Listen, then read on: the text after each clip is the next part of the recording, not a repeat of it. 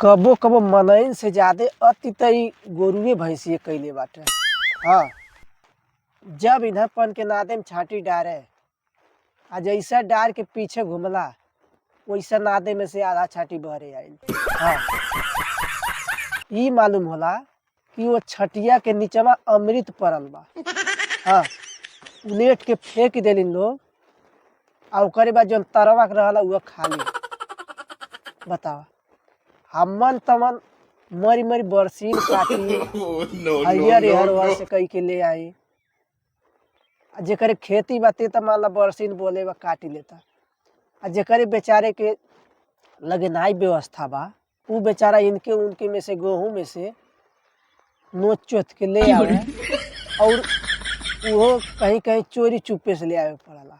पहला नंबर अगर लेके चल अइले घरे तब तो ठीक बा, आ कहीं नोचे तक पकड़ा गई तो उन्हों का गाड़ी मारी सुना, लेकिन अपन के नहीं समझ में आता।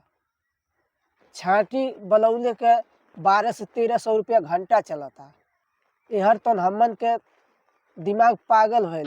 हाँ, पैसा देत के जैसा मालूम होला कि करेजा दिया था मशीन वाले।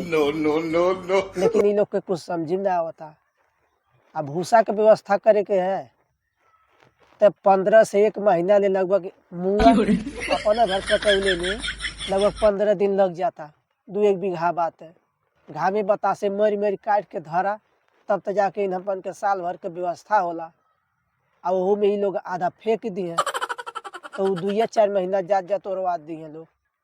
ई नहीं बा कि अच्छा चला चला गइल बाटे तो जो खा पावत है खा ले, लेकिन नीचे उलेट दी घरे फेंक दी। जीव तो यह जरा कौनो सुदगर लाठी रहे या तो चाहे मुअड़ा रहे घसपीटना, वही सी लोगन के खूब धई काटे तब तो लोग मनई रही है।